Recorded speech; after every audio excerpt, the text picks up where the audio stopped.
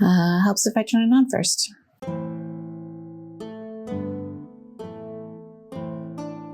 Chryso friends, welcome back to Opus Elenae, where we dress up our stuff as well as ourselves. Apologies for this video being a tiny bit late. I had a small surgery in the last couple of weeks, and while I am fine, I'm still tiring easily and probably not looking my best. One of the realities of getting older, both in life and in recreation, is that I have more stuff to bring to events and less ability and inclination to carry it all. To that end, a couple of years ago, I bought one of those folding wagons to haul things. You may remember seeing it from a couple of event vlogs. But the thing is, it's not pretty and it's not even a little bit period looking. So I thought, since we have the War of the Rams coming up in November, that it was time to spruce things up a bit with a bespoke wagon cover. Everyone go grab your cuppa. Today I am drinking comfort tea, Harney & Sons chai, because I really want it to feel like fall, and also during recovery, comfort is of utmost importance. Let's get into it.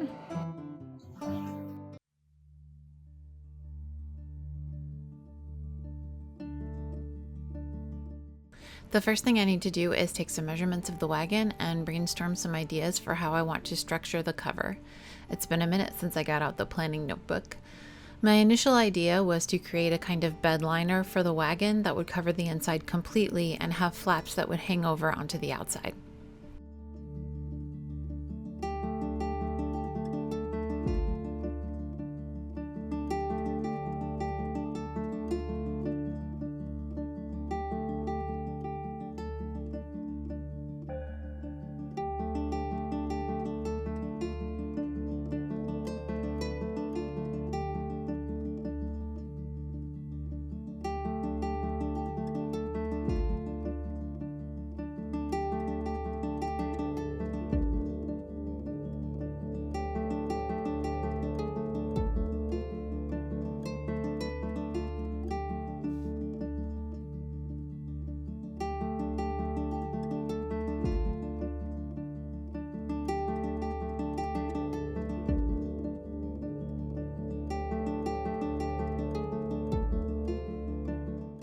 Once I got out the fabric I had earmarked for this project, a violently bright Onsteoran gold twill fabric, I realized that I only had 1 yard of it instead of the 2 or 3 I would need to fully line the wagon. So instead, I just decided to concentrate on making decorative panels for the outside of the wagon.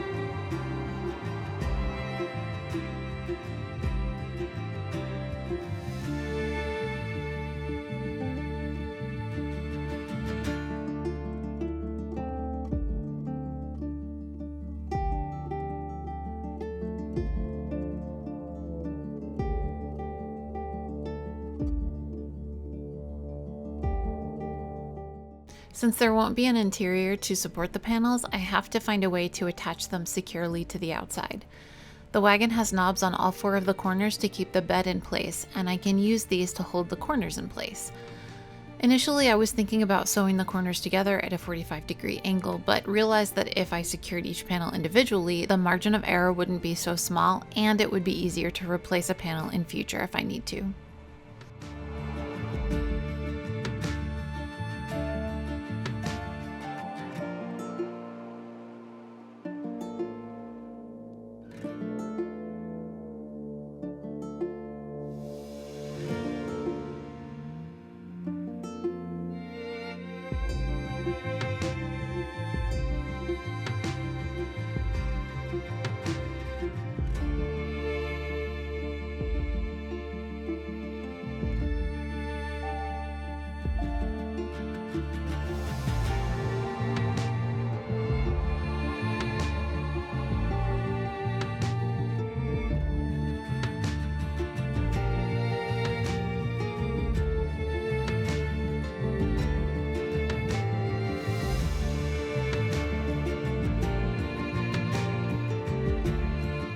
Once the panels are the right size, I'll hem the top and sides with a simple double fold, leaving the bottom hem for later when I can measure it against the wagon.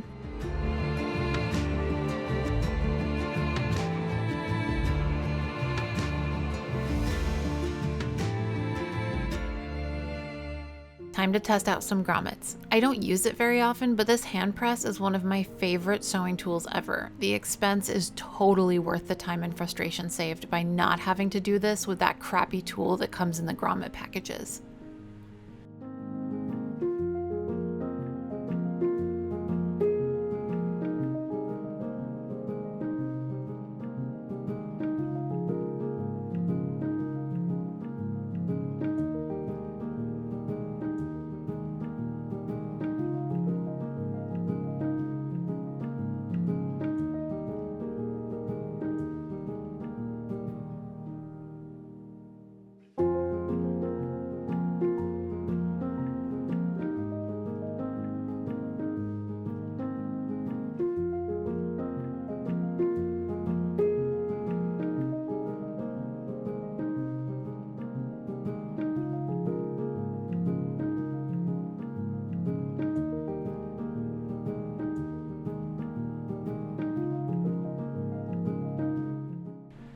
I was having some trouble making a hole big enough for the grommets with my awl, so I switched to a tiny hole punch to start and then widening that hole with the awl, and it worked much better.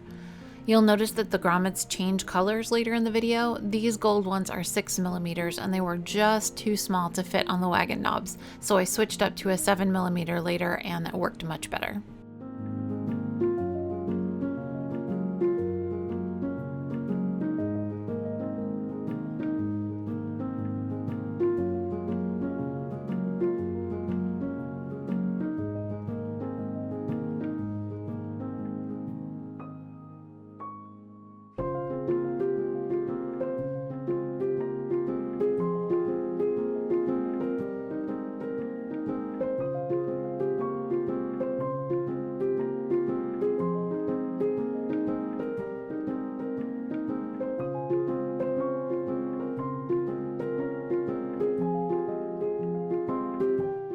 The panels are looking effective, but they could use a little pizzazz. I have a 3D printed block of the Onstjoren star that will serve very well as a border print to start.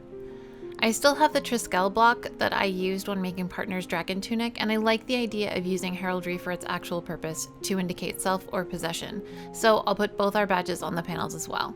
They're the wrong colors technically, but I like the monochromatic look and nobody else in our area has similar charges.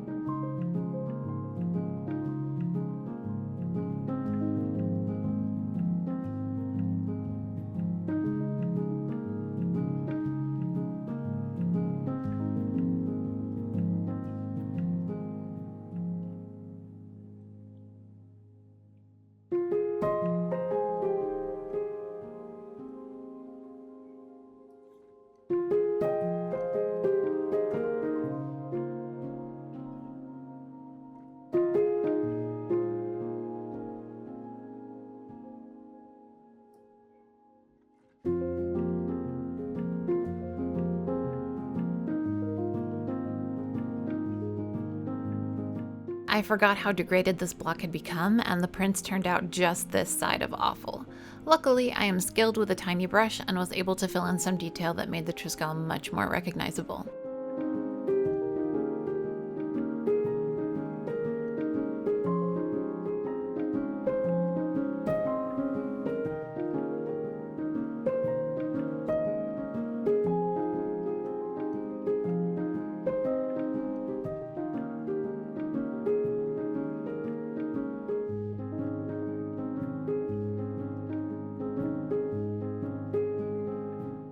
I don't have a printing block of my badge that is a size match for the Triskel, and I'm rapidly running out of time to finish this project. So instead, I will use the freezer paper stencil technique, last seen on the Pokemon Skildaham hood.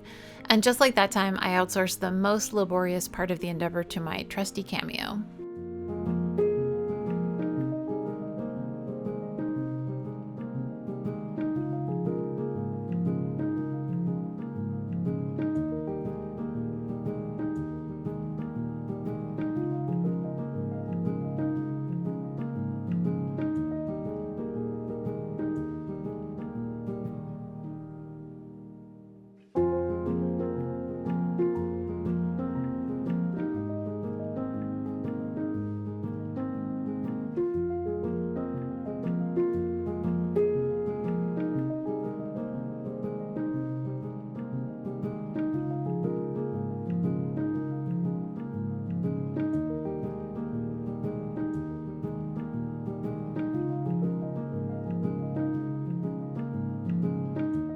Using the full 12 by 12 inch size of the cutting mat, I can easily get 4 stencils from one piece of freezer paper.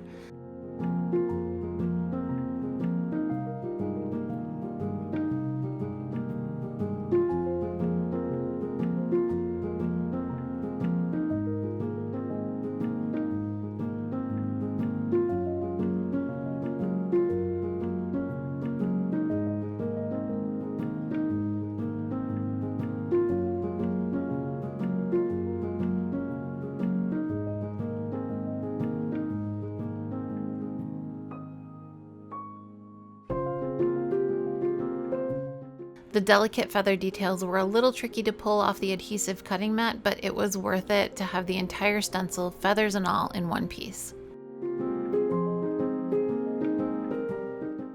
Next, I'll iron the stencils onto the panels, making sure that the feathers are all in the right place and that there is good contact between paper and fabric.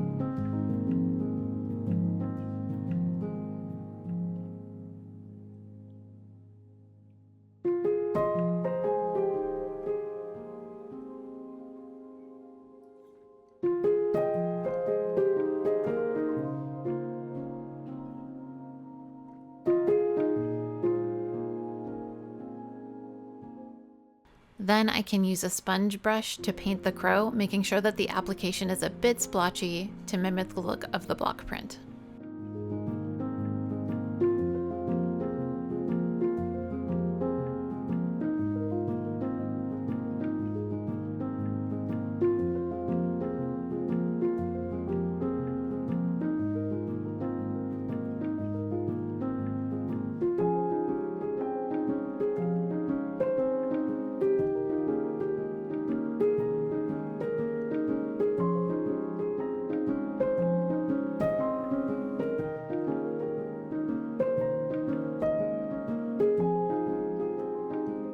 Thank you to all of my current and continuing Ko-fi members. Your support and the support of all of my members and croissants makes it easier to do what I do and provide quality content for everyone. Thank you all so much. Stick around after this brief commercial break to see the last step. I will begin making the ties to keep the sides of the panels attached together, and I'll start by measuring the halfway point on each short panel end and marking that.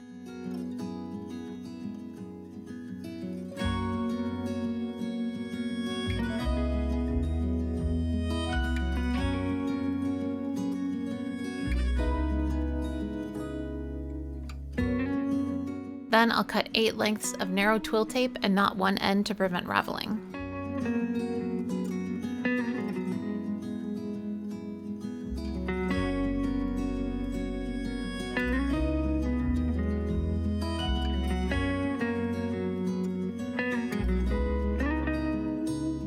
Finally, I will sew the ties onto the panels with 2 layers of stitching for security.